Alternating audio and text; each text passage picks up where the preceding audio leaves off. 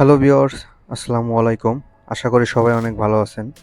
সবাইকে SK food মেকারের পক্ষ থেকে স্বাগতম। বর্তমান সিজনে গাছে গাছে তাল পেকে আছে। তালের রস বা পিঠা আমাদের সকলের কাছে কিন্তু অনেক জনপ্রিয় একটি খাবার।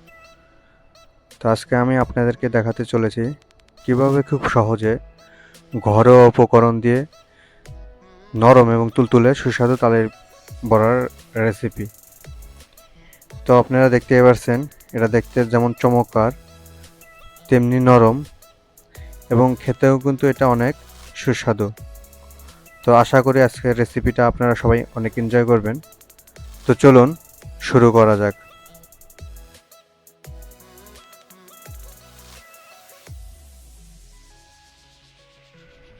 প্রথমে একটা পাত্রে কলা নিয়ে নিচ্ছি। কলাটাকে একটা কাঁটা চামচের মাধ্যমে ভেঙে নেব। তো এখানে কলাটা আপনারা চাইলে দিতে পারেন, কারণ কলা দিলে পিঠাটা অনেক নরম তুলতুলে হয়। তো এই পর্যায়ে দিয়ে দিচ্ছি 1 কাপ পরিমাণ তালের রস। এ পর্যায়ে কলার সাথে তালের রসটাকে খুব ভালোভাবে মিশিয়ে নেব।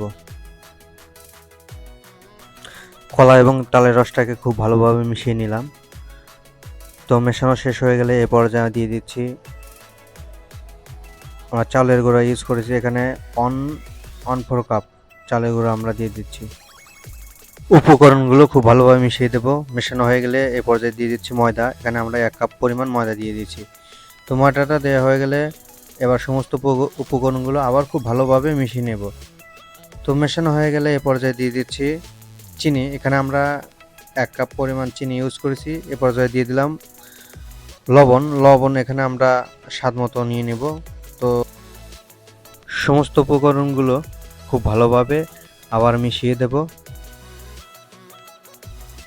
এখানে পারফেক্ট ড্র তৈরি করার জন্য সমস্ত উপকরণগুলো এভাবে ধাপে ধাপে মিশিয়ে নেবেন। তো এই পর্যায়ে দিয়ে দিচ্ছি স্বাদের জন্য নারকেল কোরানো। এখানে নারকেলটা কিন্তু অপশনাল, আপনারা চাইলেই দিতে পারেন আবার নাও দিতে পারেন।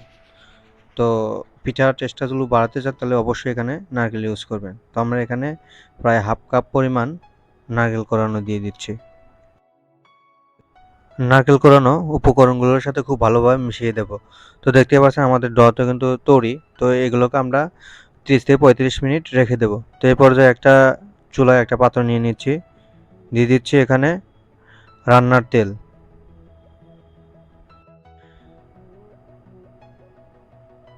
তো তেল গরম হয়ে গেলে এখানে আমরা হাতের সাহায্যে ছোট ছোট বলাকৃতি করে পিঠাগুলো তেলের ভিতরে ছেড়ে দেব।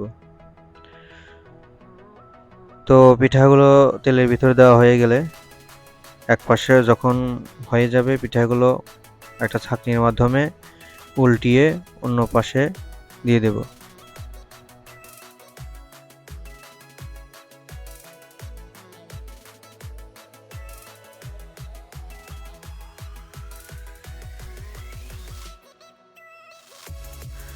আর এই পিঠাগুলোকে আমরা মিডিয়াম আঁচে ভেজে নিচ্ছি। তো আপনারাও মিডিয়াম আঁচে ভেজে নেবেন।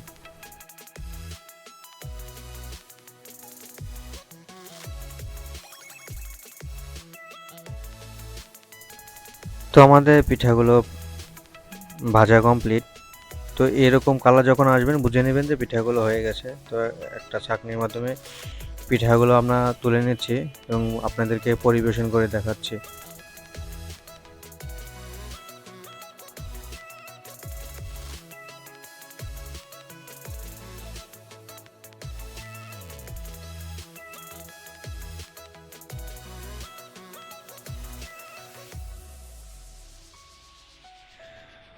তো দেখতেই পারছেন আমাদের পিঠাগুলো, এগুলো দেখতে যেমন সুন্দর তেমনি এটা কিন্তু অনেক নরম এবং তুলতুলে হয়েছে এবং সেই সাথে এটা কিন্তু খেতেও অনেক সুস্বাদু।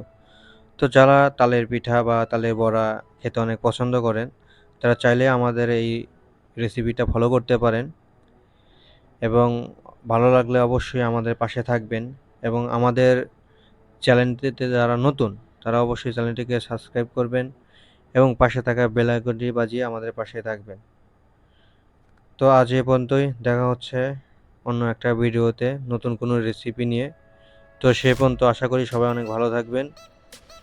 আল্লাহ হাফেজ।